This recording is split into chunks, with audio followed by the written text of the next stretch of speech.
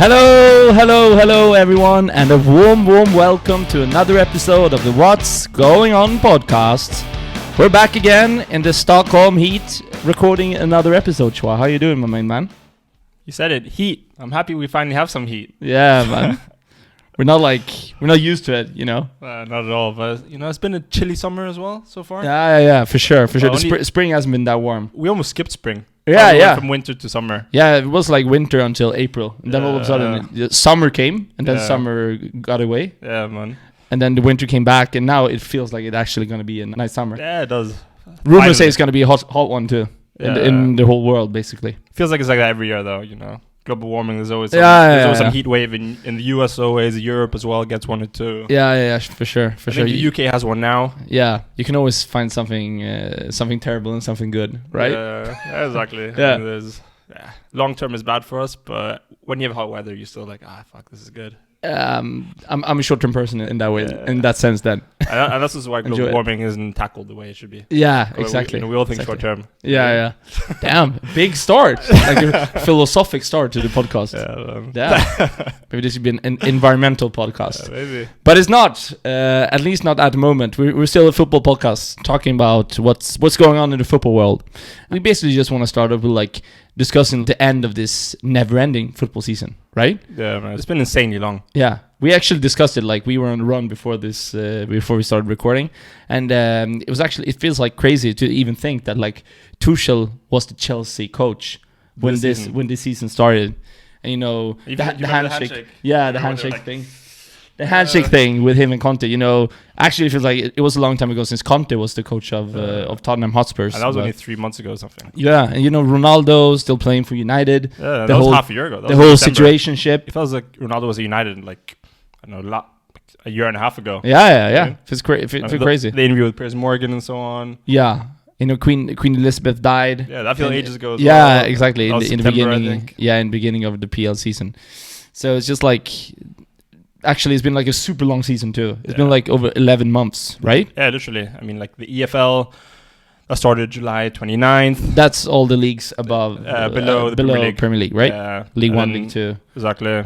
And Premier League started early August, Serie A mid-August. Champions League started its earliest ever date, September 6th.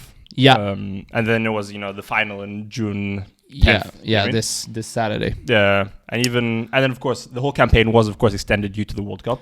And also the World Cup feels like such a long time ago. Yeah, that doesn't feel like it was this season, honestly. No, it's crazy actually.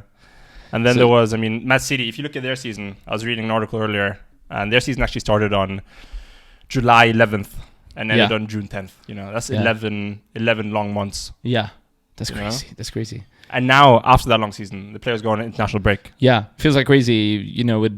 We discussed earlier here, Jack Grealish, celebrations after. We're gonna get into that, but after the whole Champions League final, Jack Grealish celebrations. It feels crazy that he actually will be called up for England and train with the squad. Yeah, I think this morning. Tomorrow. Yeah, tomorrow or this morning or something. I was reading he hadn't slept in 4 days. Celebrating the treble win. Yeah. You gotta love the man celebrating like that. I can understand it. After 11-month long season, you have to celebrate in that way. Actually, no question. I'm 100% on his side on this.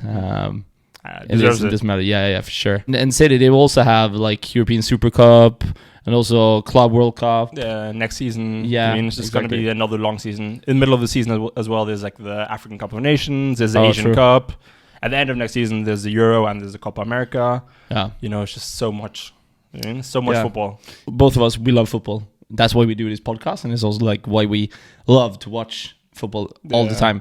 But sometimes it can be actually too much. For us, it's a cool thing, this always some football on, always something that you can discuss, always something that you can think about and take further and stuff. But you've seen quite a few managers, players, complaining about the whole schedule, how tight it is. Nothing will be done since the clubs, the national associations, federations, and also the leagues. They want to sell more, so they just want more amount of games. That's the thing. There's so much demand for it. Yeah. Fans love football. Yeah, and you can also see that, with the whole Conference League thing, that everyone was like, a bit skeptical towards in the beginning. Yeah. But you see, it's been a huge success. It's been a big success. For these like the clubs that are not that big, that never get like into Champions League. Sometimes, in the Europa League, but they won't go far. With this like Conference League tournament, there will be a chance to actually win a European title, like West Ham did. Yeah, exactly. Like West Ham hadn't won something in 60 years. Yeah. Amazing celebrations. Last year, Roma.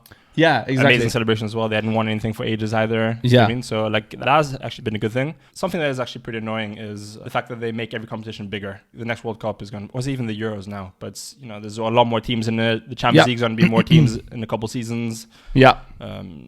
Just every competition is bigger, more games, and it's just too much for the players. Yeah. It's because of the revenues, right? Yeah. That's why they do it. But it's also like a fair thing, that like all these clubs that go into Champions League instead will be a cool thing for them. Their fans won't complain. But, the players, there was such a high demand on these players. They have to be like so fit. They have to go through all these long seasons. You can see also how many injuries. As fans, of course, we've had a long season, 11 months of football. But I don't know. And even now in the off season, football just consumes us. Do you know what I mean? Yeah, yeah. We consume it and it consumes us. Right? Yeah, if we're not watching it, maybe we're playing it. Maybe we're playing in our video games. We're reading transfer news on our phones, on Twitter. We're betting on, I don't know, under 17 games in Korea. Like people do all sorts. Yeah, exactly. We sitting here, creating a podcast. Yeah, exactly. Talking about basically when football is over this season, we still have so much to talk about.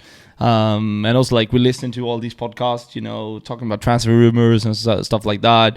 I don't play fantasy football, but I know like every Sunday or Friday when we meet up, there's always like you being stressed about like who should I captain in my team? Who should I? If I captain this guy, all these guys have him in their team, so I won't stand out if I do that. Yeah, every Friday or Saturday, there's so many fantasy managers stressing about for sure. Transfer this guy in, like it just consumes us so much, and arguing on Twitter. Yeah, exactly. With like random people, just because you have like so many opinions that you want to share with people, and then also that you want to like discuss with people that thinks the same as you, and also discuss with people who don't have the same opinion as you. So as you said it really good there. We consume it and it consumes us. Yeah, man, it really does. It surely does. How many hours a day you spend just like either thinking about football? Or Yeah. Actually, I told my girlfriend a few days ago. She was really pissed when I told her that because we were discussing like what do you think about the first thing you think of in the morning and the last thing that you think of before you fall asleep. And she was asking me if it was football, and I was like, it actually is. And sometimes often when I try to sleep and I said good night to my missus, I often I often think about like transfer rumors about AIK. I actually think about football before I go to sleep because that's like my last like thoughts before actually falling asleep, which is terrifying, but it's also a lifestyle. Yeah. So we live this lifestyle. Yeah, we do. We do. And that's why we all also love to watch Champions League. Best competition in the world. Yeah, best competition in the world. But not historically the best game in the world. Pretty often a pretty boring game. Yeah, and 4 CL finals now in a row ended 1-0. Yeah. Pretty poor games. Yeah, exactly. None of the teams have played as well as they usually play. But it's also like, there's so much on the line, and also in the whole tournament, you will have at least, you can fuck up for one game, Yeah. Because then you can change it the next game. Yeah, that's the thing. But with this final, it's everything on the line. Finals are typically boring. Like the only good final I remember recently is the World Cup final. And that was actually one of the most amazing games ever. Yeah. But other than that, even I think the last couple of World Cup finals before that, I think they were mostly 0-0. Yeah, exactly. Went to extra time, someone won in extra time. Yeah. 1-0 or penalties. Yeah, or penalties, exactly. You know what I mean? So it's pretty rare we get such. And even this one was penalties as well. Yeah. But of course, it was an amazing game. But City, as we said earlier, City actually won the title. They actually won the treble with this title. So we have to say a congrats to Manchester City, even though you're a Manchester United fan. We have to say a big congrats to Manchester City. Yeah, they've been amazing this season, honestly. Yeah. They've deserved it. I think actually that Pep Guardiola is not a GOAT on the managerial side. I think it's between him and Sir Alex Ferguson. Yeah, it must be. Be. Let's see what Pep will do. That's the thing. Pep still has probably at least 15, 20 years to go. Yeah, exactly. On when he wants to retire. But how old is he? Like early 50s? Yeah, I think so. I think he's born like in the 70s. Early 70s, I think. But Manchester City won with 1-0. And as you said, they didn't play as well as they used to. And they were actually like quite lucky. Yeah. Or do you agree here?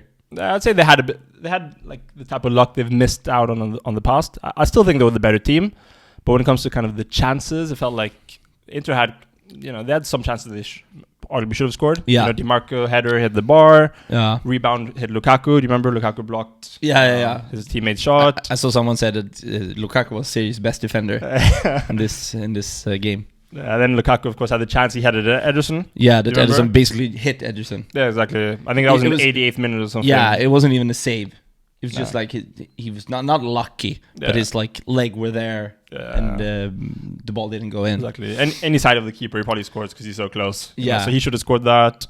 Lautaro also, he didn't take advantage from Akanji's mistake either.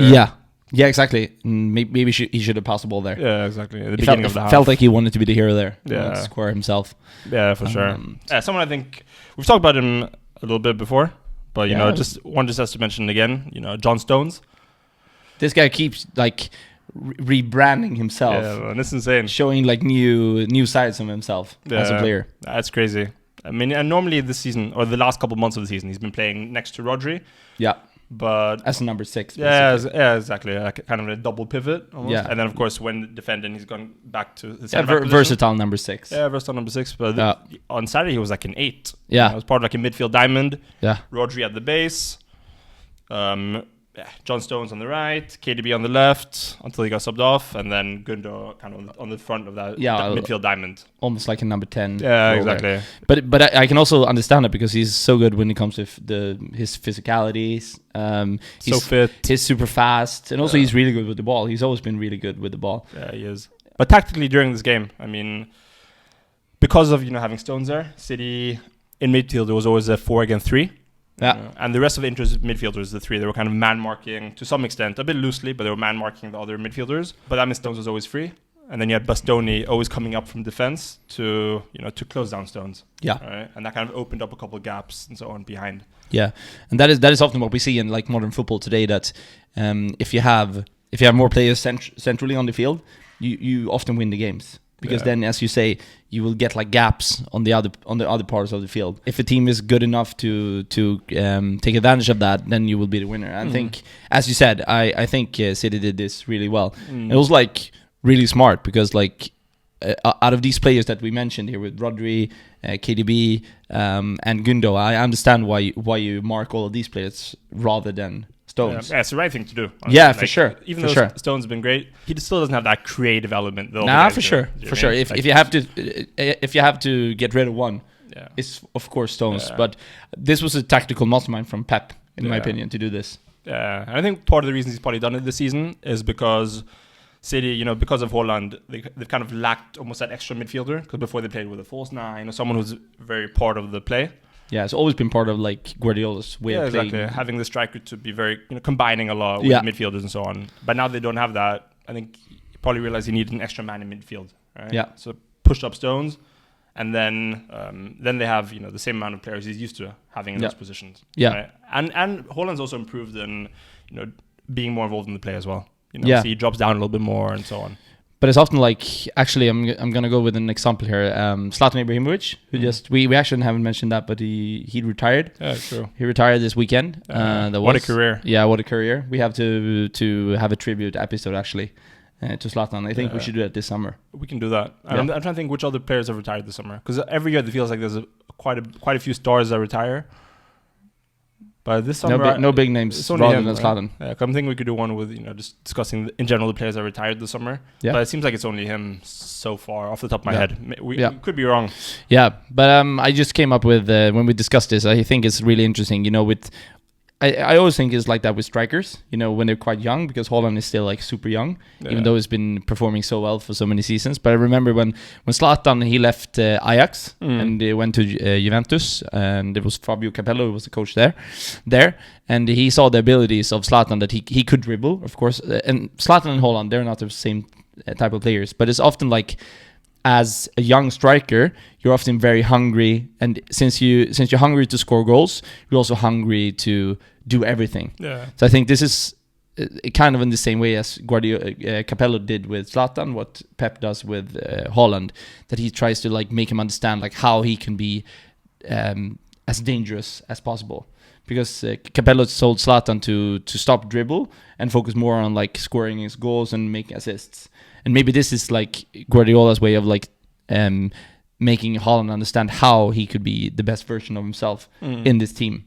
For sure. Because maybe he played in another way when he played for Dortmund, but they don't dominate play the same way, so you have to adapt the style a bit. Exactly. And I think that was they were struggling a bit, because we did an episode when we were like discussing, and I think the whole world was discussing that. Okay, Haaland is scoring so many goals, but is he actually like the right fit, the right striker for Manchester City? Are City actually better? And statistically, they weren't at that point. When we did that episode in March, I think. Yeah, exactly. Since March, Pep has tweaked it, and now he's cracked the code. Yeah. It's a bit off topic, but I still think it's interesting to see like this top managers making these young strikers understand how to get out the best version of themselves. Yeah, for sure.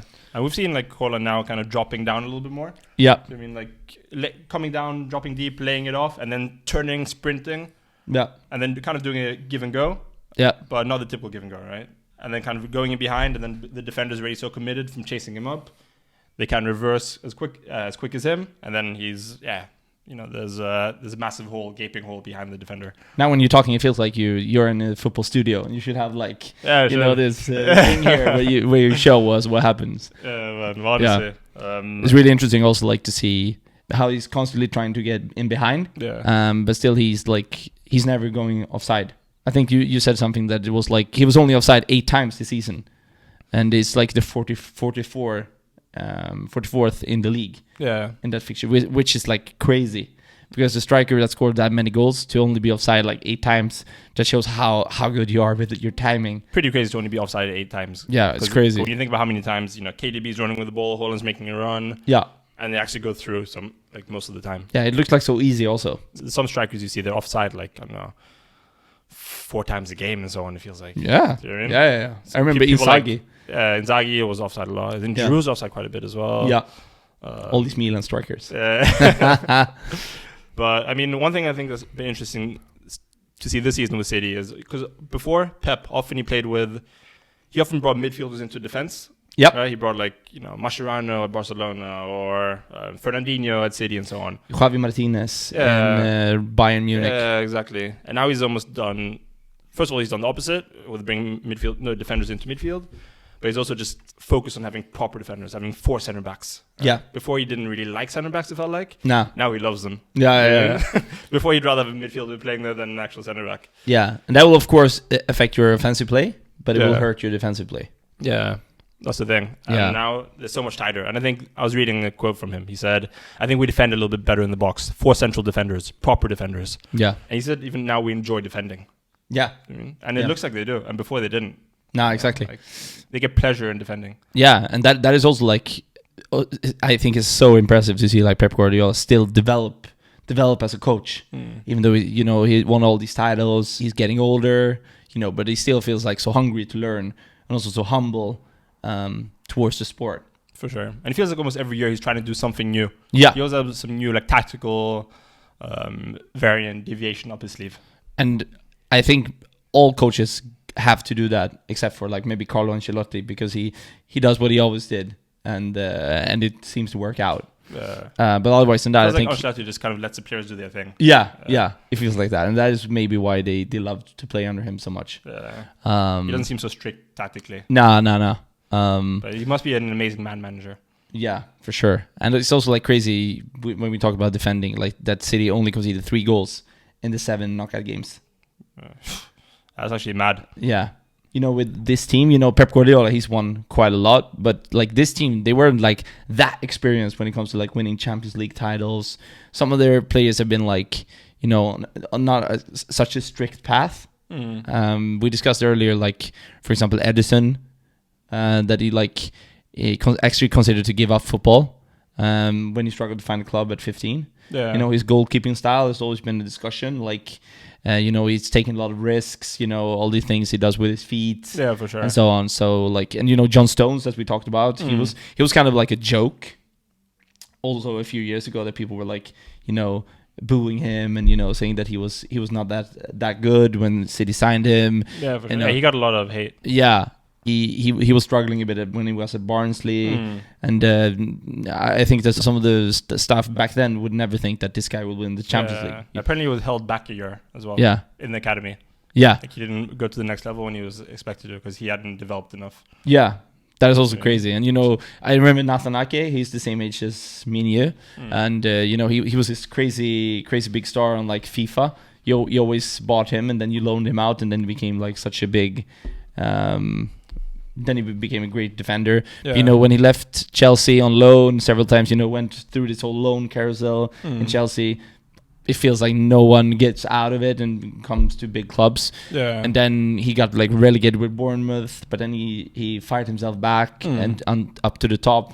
Came to City, was not a first option, and then this season he's been tremendous. I don't think many people expected he'd be starting at City this year. So he hasn't had like a straightforward path. At all. And I remember also like Gundogan, there were some rumors with him that like Pep Guardiola didn't fancy like his lifestyle. You can see like that he off season had like a stomach, like a real one. He looked like fat for real. That he was not serious at all. Yeah, I remember that actually. He looked quite overweight. Yeah. Maybe 3-4 seasons ago. He came back from preseason. Yeah, it felt like he like had a stomach, and all these like injuries he had, both like back and knee injuries. They had a lot of those. Yeah, so you never felt like maybe that he will go all the way. I felt like, okay, this player, he will be like Nuri Sahin. Yeah, I felt a bit like that, star at Dortmund, gets a big move to a big club. Yeah. And I feel like there wasn't that much like hype about him his first couple of seasons at City. It feels like it's more been the last couple of seasons, especially the last two, like where he's really gotten his flowers. Yeah. People, and especially once it comes to May, like Gundogan in May is like the best player in the world. Yeah. You know what I mean? Like he scores like 2 goals a game. He's like, crazy. Yeah, that guy turns it on when it matters. Yeah, for sure. Proper captain. For sure.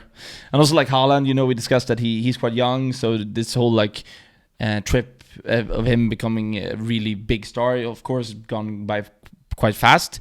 But he also like had to go through quite a few steps, Brune, where he started, and Molde and Red Bull Salzburg before actually coming to Dortmund. Wasn't any big club as a youngster at all. No, exactly. Small Norwegian clubs. And then also, a club in Austria. Yeah, exactly. Not that big. There's so many good players that comes to Red Bull Salzburg, and then they end up in Red Bull Leipzig, and then they go to a worse Bundesliga team. And they stay there. So it's like also like his journey hasn't been like a straight path. Yeah, it hasn't for a lot of City players. Yeah. And I think we're repeating ourselves a little bit here, but I think just like so fascinating. Even like KDB. Yeah, exactly. He'd been rejected at Chelsea. Chelsea. Mourinho didn't like him or didn't think he had the potential. Gone to like smaller Bundesliga clubs. Yeah, so then Bremen and Wolfsburg. Yeah, and he found himself there. And we talked about Grealish. Yeah. I remember because he's born 95, so I remember that he was like one of the biggest hype player. That he had quite a big hype around him. But you can see him in Ibiza when he was like the first summer when he came up in the first squad in Aston Villa. You can see him, laying like super drunk on the ground. It felt like, okay, this is a party guy. He never reached the top, and then he did well in Aston Villa. Came to City. It was a bit of criticism because they paid too much. Yeah. And then for him to win this title, so I can also understand like why he was so happy. With actually like. Winning a big title like this, I don't think he could ever dream of it. Maybe he dreamed of it when he was a child, but if you would have asked him like 5 or 6 years ago, I think he would have said no, never. I don't think I'm gonna win the Champions League. That would probably not. Nah, that would be like, that wasn't his trajectory. Nah, exactly. So I think it's like. It's also, even though we have all of this, we discussed it previously with like City, maybe this Champions League title, they will get ripped off them. Probably not Champions League, because UEFA have cleared them. Oh, yeah, true. But true. It's more the Premier League stuff. Yeah, the Premier League, but that thing apart, I still think is like an interesting group that actually won the Champions League final here and the Champions League title, because it's like a group that is not like normally in a Champions League squad, in my opinion. I don't see it in that way. There's so many players that I feel like revenge themselves in this team, which is a beautiful story. Yeah. So yeah, I just have to say that I'm super happy with City actually winning the treble. I'm not happy about it, but it is impressive. Yeah, it is impressive, and it's also like I wanted Pep Guardiola to win it, because otherwise maybe he would be frustrated leaving the club. Then everyone would have said, okay, but he never won the Champions League with he needed it for his legacy. Yeah, exactly. Especially considering he didn't win it at Bayern either. Nah, exactly. So he didn't want to retire having only won it with Lionel Messi. Yeah, like exactly. He had to win it again.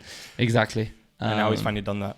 He had to think about his whole like repetition after like ending his career. Yeah. For sure. And yeah, talking about like repetition, not only for Pep Guardiola, there's a league that we actually read about in the news every day now, and it's the Saudi Pro League.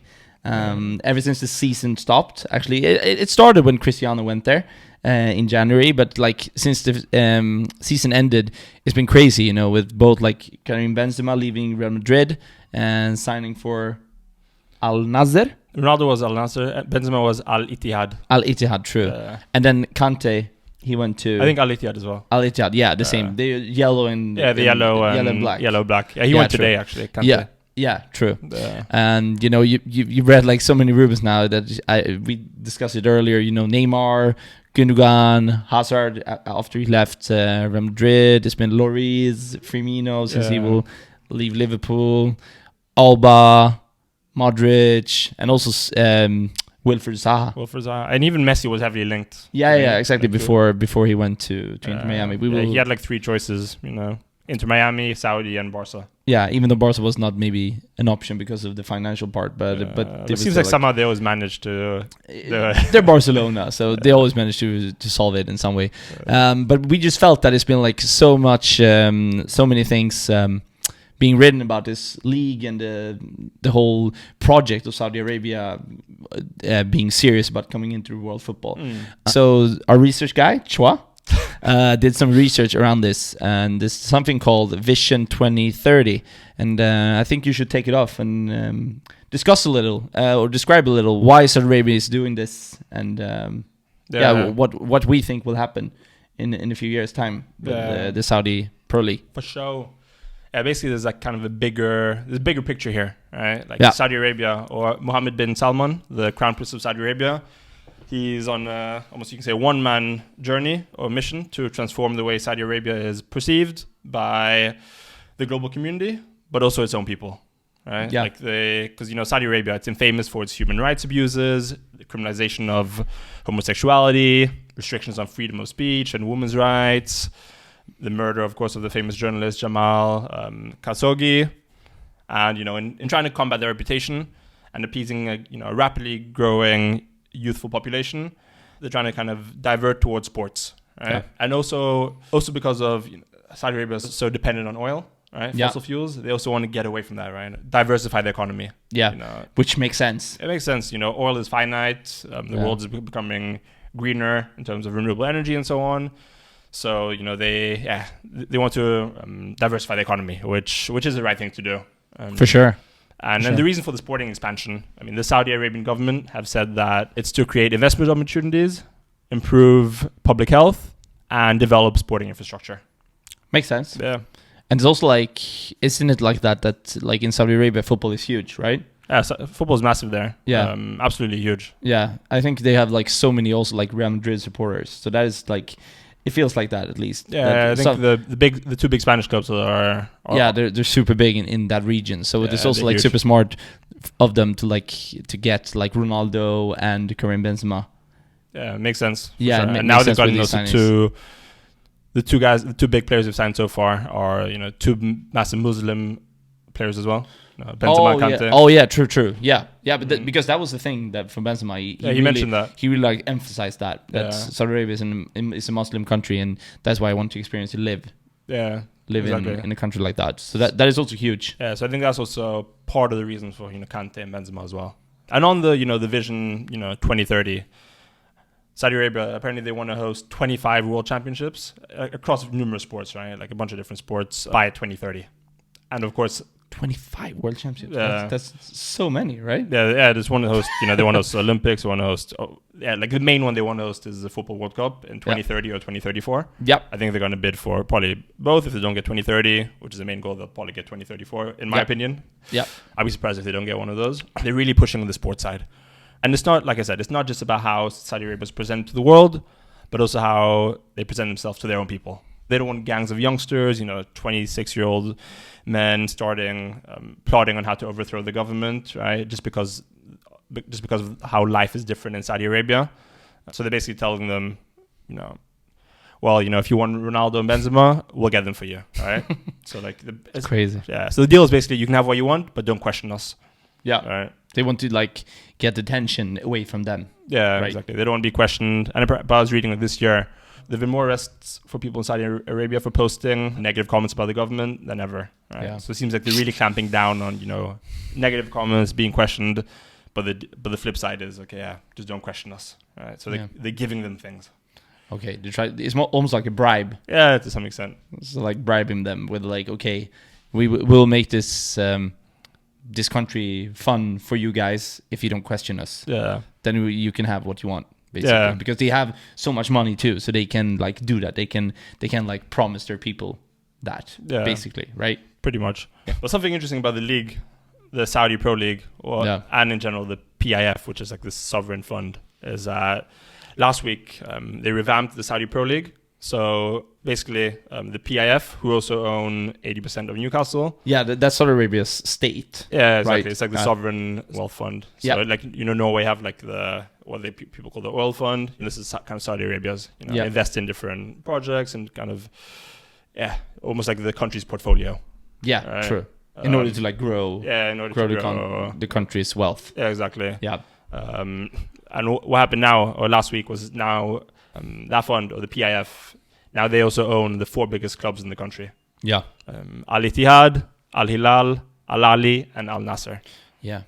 Out of those 4, I think Al Ittihad, I haven't heard that much about them. Yeah. But it feels like Al Hilal, Al Ahly, and Al Nasser you heard quite much about during the years. But Al Ittihad, I haven't heard that much about. But that is a club that both Benzema and Kante signed for.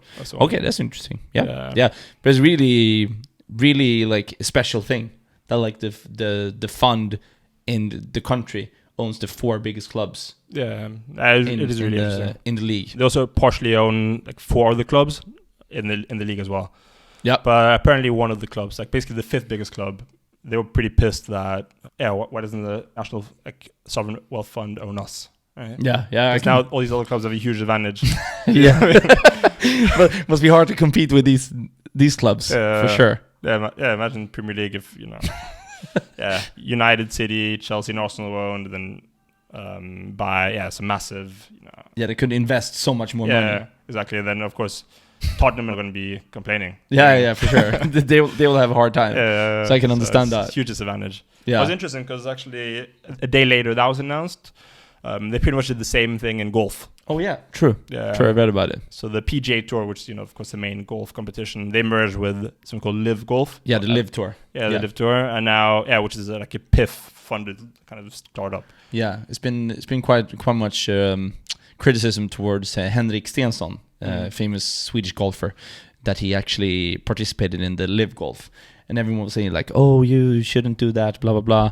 And I also read now that they are actually now they are basically part of the PGA Tour. Yeah, exactly. There was a lot of golfers who got amazing contract offers, I think a few months ago. Quite a few said no because, they didn't want to be associated with that. Yeah. And a few said yes. Yeah, and a few said yes. Yeah. And now the ones that said no probably feel oh, fuck, I could have got some amazing deal. Yeah. But now they probably feel like PGA kind of, I don't know, what's the term? Yeah, sold out almost. You mean? Yeah. Which is also interesting to have a big brand like that PGA Tour to merge with a LIV Tour, which is a startup basically. Yeah. But they got so much money. Yeah. So I think that PGA Tour saw here that they have so much money, so we can't miss out on this opportunity. That's the thing. So you really see, it's not just football they're going for. It's golf and probably more sports as well. Yeah, and also like they want to, feels like they want to take over, not take over the world. That's big words, but it feels like they have a really like clear way of doing this. Yeah. They seem to have a good plan. Yeah, they have a plan. Yeah. And basically the plan is that each of those big four teams, Yeah. they're supposed to have like 3 or 4, kind of famous, world famous players. Yeah. In each of the teams, because they also believe that, okay, if, a Saudi youngster training with Ronaldo, that's going to improve him a lot too. Sure. And it is. Yeah. So they want each of those clubs to have like 3 or 4 big players, and they also want the league to be top 10 in the world. Oh, that's cool. Yeah. Top 10. Okay. So they want to maybe like progress leagues like the Netherlands, Belgium. Probably be around that level. Yeah. But I'm guessing those are probably ranked around 10. Turkey. Yeah. Because right now, according to the sports intelligence agency called 21st Group, the Saudi Pro League is ranked 58th, highest quality in the world. And that's, I think the Scottish Premier League is like 49th. I think it's around the same level as like Serie C in Italy. Like that's kind of where it's ranked now in terms of quality. Wow. But I do think the top teams are probably, I think the average team in those leagues is probably pretty low. Yeah. Because one of those leagues where the top teams are so much better than the rest. Yep. A bit like Gibraltar, like we've talked about. It's kind of one of those leagues, and they probably look in the average league, the average team. But I do think the top teams are probably pretty decent, as we saw with Saudi Arabia, the World Cup. Yeah, I exactly. think 8 of those players play in the same team. Yeah. I think it's Al Ahly or something. Yeah. So I think exactly. It feels like a league where the bottom teams are quite poor. Yeah. And the top teams are quite alright. Yeah, for sure. Yeah. Okay, but still interesting to be top 10 in the world. I think that's a good vision. Yeah. Because it's not impossible. The Netherlands and Belgium and Turkey, those leagues are not fantastic. No, they're not. So they can progress that for sure. I don't think it's a realistic aim. Yeah. Especially with the funds that they're getting and so on. Yeah. So as we said, I think they have a pretty like clear and good vision here, what they want to achieve. For sure. Yeah. And one thing we're seeing is also like global interest it is increasing in the league. Al Ahly, which is like the least followed or the smallest of the kind of big four. They have 2.4 million Twitter followers, and that would actually rank them, if they were a Premier League club, that would rank them 10th highest. Yeah, damn. So it's quite a bit. Yeah, that's so many followers actually. It Crazy. Is. And Al Nassr, Ronaldo's team. Yeah. They have more followers than every Premier League team combined outside the top 6. Yeah. And not combined, but every Premier League team. Yeah. And it's also like, it's not only people living there for sure, right? It's also like Europeans, want to follow what's going on with the club. We touched upon it a little bit with Gab Marcotti. But when you get these massive stars, they have people who support them and not their team, right? Yep. So how many people want to see how's Ronaldo doing? They follow all his clubs. They follow wherever he goes on social media. We even saw with like Messi and Inter Miami. I think their followers went from like less than 1 million to like, I think now it's probably at 7 or 8 million. Yeah, exactly. And it's also like, for me, I did that with Zlatan basically. Yeah. Every club he went to, and I think all Swedes did. Every club he went to, and also like every league he went to, because no one was watching the French league. And then all of a sudden Zlatan came there, and everyone was like, knowing every player in like Strasbourg and shit. So that is something that like in modern football, that is basically that's the thing for sure. I think it's a really smart thing. That's, I think they also think like they signed players that had that like star quality that people want to follow them. That's the thing, right? China didn't really do that. No, they didn't sign players who are the level where like people support them more than their clubs. Do you know what I mean? Yeah. Like, they didn't have. There's no Hulk fanboys. No Oscar fanboys. Oscar. You know, but there's Jan Mvila and like none of those. They were good players, but none of them were like And it's also like before social media, and also like in a country like China, it's hard also with social media because they don't have that in the same way. That's the thing. Like a lot of the mainstream social media platforms are banned in China. Yeah. So that means the clubs aren't on those platforms. Yeah. So they can't really engage with the global fan base. Yeah, European and American followers and people with South American stuff. That's the thing. Because China tried to do kind of what Saudi Arabia doing now, like 10 years ago. Yeah. But they failed, I think. Yeah. Partly for those two reasons, right? They didn't. The whole social media reason, not being on those mainstream platforms, not signing those stars who bring more eyes, right? But then also just like the popularity of the sport. Yeah, popularity, but then also like the infrastructure of the sport. The infrastructure as well. Because I think that like China is massive, it's super big. It's also like Saudi Arabia is also a big country, but not as big. So it's also like it is actually possible to like. And also, like, football is a big sport, so it feels like all these clubs, they are quite, like, well-run. And also, like, of course, if they invest in good players, they will also invest, like, in good stadiums, good training facilities. And we see that around the world, like, you know, players being injured or when they're off-season, they go to Dubai, they go to Qatar, they go to Saudi Arabia. So it's a region also in the world where, like, when it comes to, like, sports science and like, training facilities, they're world-class, you know. Yeah, and from what I've heard in China, it was not that level. Also, doesn't seem like it. It didn't feel like the like owners over there knew what they were doing. It felt like they were like, you know, they throwing money out there. Yeah, exactly. They were crazy and they wanted to put their money on something and felt like, okay, football is a cool thing. Let's invest in that. Yeah, it felt like a bit like that. This feels way more like strategic because they have like a recruitment process. Right? Yeah. So I was reading an article in The Athletic, and according to their sources in Saudi Arabia, the way the recruitment process works is that clubs are responsible for deciding where they want to strengthen. Right? Yeah. You know, what areas of the team they want to improve. And once they identify a player, then they seek approval from the Saudi Pro League. And then the government, or the Ministry of Sport and the PIF, the Sovereign Wealth Fund, they sanction the release of the funds. If they think it's a good thing to do. Exactly. Good investment to do. Yeah. And then for big players like, you know, Messi, who they didn't get, but for like, you know, the likes of Messi, Ronaldo, Benzema and so on, then negotiations are actually led by a government delegation.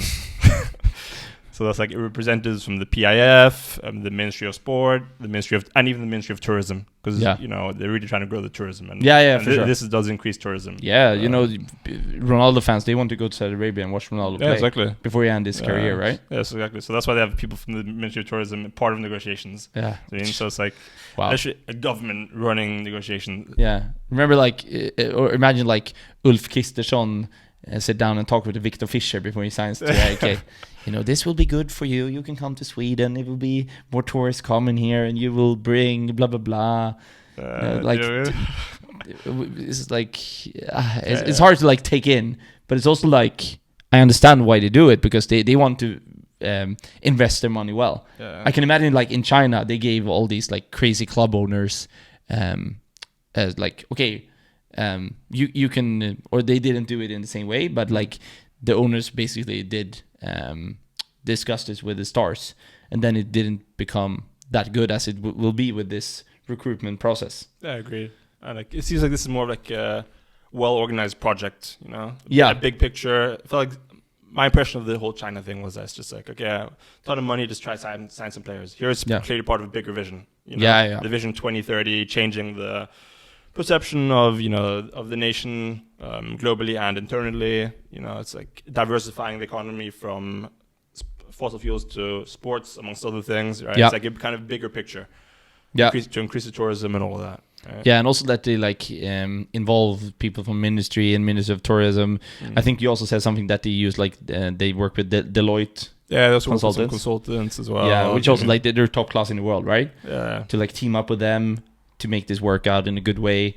That's also like something that like with modern football, it's really important also to not only be good with the football people. It's also important to be good with the business people in order to be successful. For sure. Because football is business today. Yeah. And I think that after what you told me here and what you told the listeners, I think we will understand that like Saudi Arabia, they know what they're doing and they understand the modern football. That is the way I see it. Yeah. Like with this whole like project and the strategy that they try to use here in order to be successful. It feels like they're on the right track, honestly, to reach their goals. And I think it'll be interesting to see how they kind of pursue the distribution of the product. You know, when it comes to global broadcasting rights, you know, are we going to be able to watch, you know, Saudi League on Swedish television or? I think that can be a thing actually. You know, like, do you think they're gonna? I wonder like what their plan is with that. Are they gonna get top pundits? Are they gonna try to get like the best pundits from the UK and that type of thing? So that's probably something they haven't really done so far yet. You know, the distribution of the product. Yeah. Now I'm guessing if we want to watch, we just have to go on some random stream. And so exactly. Because also they felt the same thing.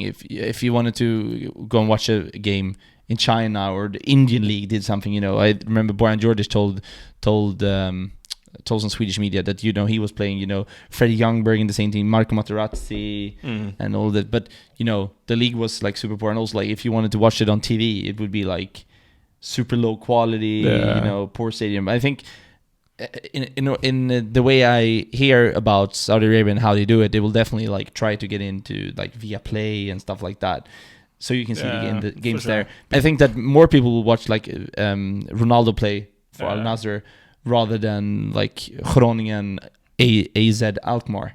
You want to see these big stars, and also to see them in like a pub league. You know what I mean? To see them dominate, and you can see like how good they are compared to the players they play with. I think that's also like quite fascinating. Yeah, agreed.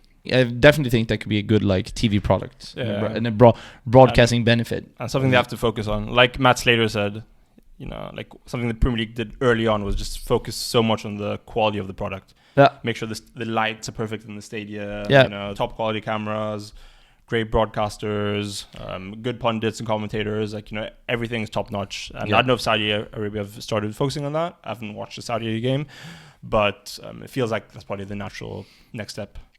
I think they will next season. And also, if like they get a big pundit or something like that, that can also like be the difference. If you know that there's someone you like or someone that is like really famous who's like commentating or in studio, like Gary Neville. Yeah, then you'll be like more keen to watch the game because it's cool with the pundits that you like. Okay. It's an interesting project. And thanks for sharing, man.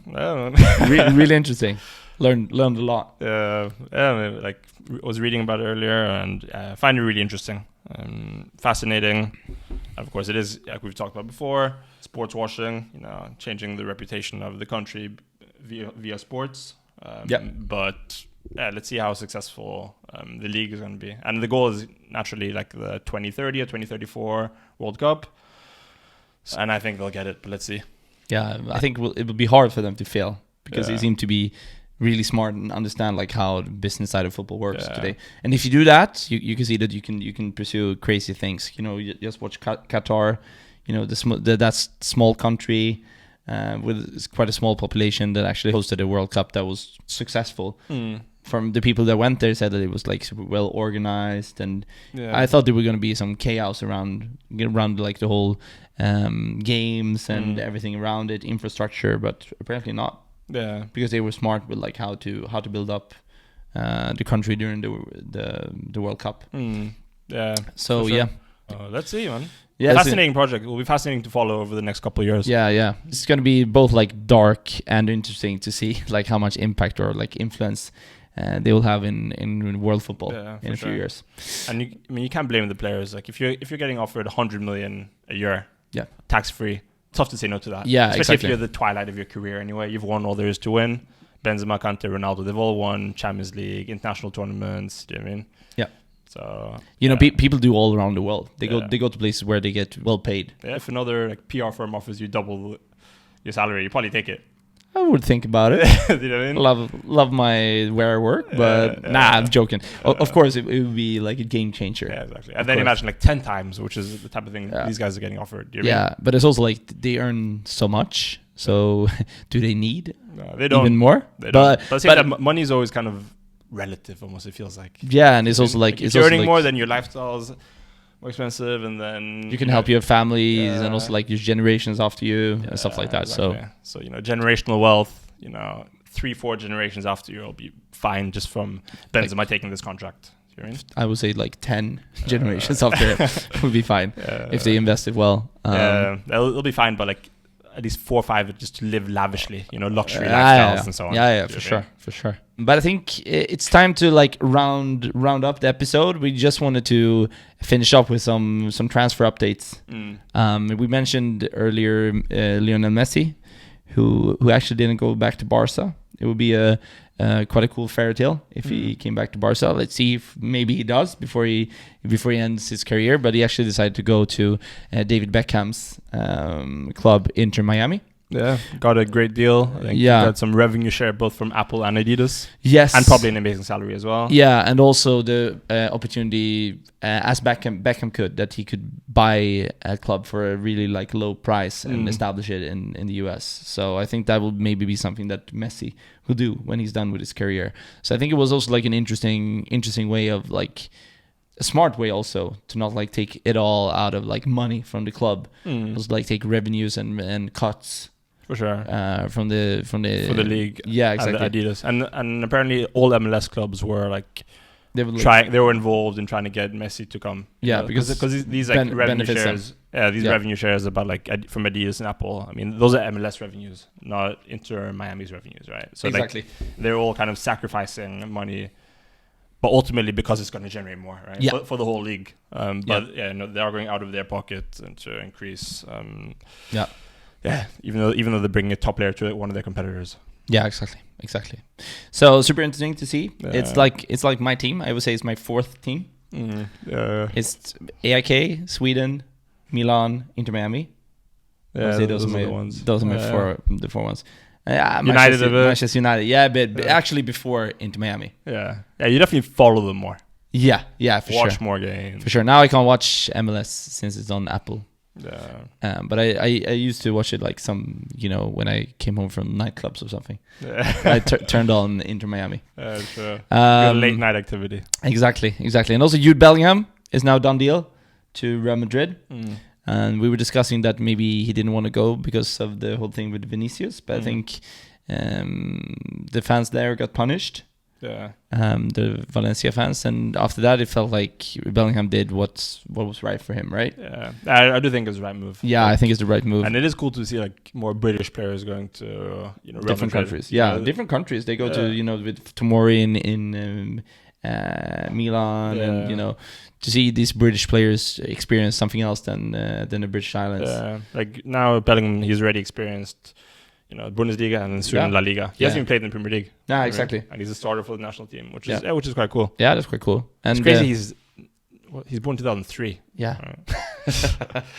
Wow. Yeah, that's insane. But what a player. Yeah, for sure. And one of the teams that actually chased Bellingham quite intensively was Liverpool, and they instead signed Brighton star and also Argentinian World Cup winner McAllister. Yeah, I think good signing for them. Good signing for them. I think instead of spending the full budget on Bellingham, they decided to split it between three players properly. And McAllister, of course, top player. So I think I think it's gonna be his top signing. Yeah, and that midfield was so slow and old and so on. So they probably need at least another midfielder, probably two. Yeah, yeah. So that will definitely. I think they have to be satisfied with getting McAllister and. Pretty good price as well. I think 35 million. Yeah, 100% worth the price. I think so. Because the rumors was 60 million, but then it was like 35. Yeah. Now we don't know if it's going to be successful or not, but beforehand it feels like it will be. Yeah, no question. Yeah, and also we mentioned Benzema and Kante to Saudi Arabia, so I don't think we have to talk that much about it. But talking about the team that I have on my shirt today, PSG, Mbappe actually said today that he will not extend his contract for another year, which he had an option to do this summer, which means that if PSG wants to get money out of him, which they do, basically do. Apparently, the stance is that you either extend or you leave the summer. Yeah, exactly. They don't want to sell him. They don't let him go for free next year. Nah, exactly. Which makes sense. I mean, they'll get 200 million from him this summer at least. Yeah. So Mbappe will leave Paris Saint-Germain. It looks like, at least now. Most likely. It feels like it. And both him and Kane has been linked with Real Madrid, and Kane also been quite heavily linked with Manchester United. Yeah, both those two are actually quite heavily linked with both United and Real. Yeah, I read today that also like PSG would rather sell Mbappe to Manchester United since the guy, I don't remember his name. It was Sheikh Yassim. Sheikh Yassim. The guy who was going to buy. One of the top contenders for United. And yesterday there was actually big rumors that it was a done deal. Yeah, it was almost a done deal. Yeah. Some of those rumors seem to have been denied a little bit today, but it does seem like it feels like it's finally going to happen soon. At least that United will be sold within like the next 2 weeks. Yeah. But yeah, like you were saying, PSG owned by Qatar. United potentially owned by Qatar, even though it's not legally the same owners on paper. It is more or less. It is still the Qatari state. Yeah. It makes more sense that they would rather sell Mbappe to another Qatari-owned club, United, for sure, than Real Madrid, who are probably also a bigger rival. So rather sell to another Qatari-owned club potentially than to Real Madrid, which makes sense. Who've been trying to get him the last 3 years. Yeah, exactly. So they're probably a bit tired of that too. Yeah. Madrid, you guys aren't getting him even if he leaves. Yeah, exactly.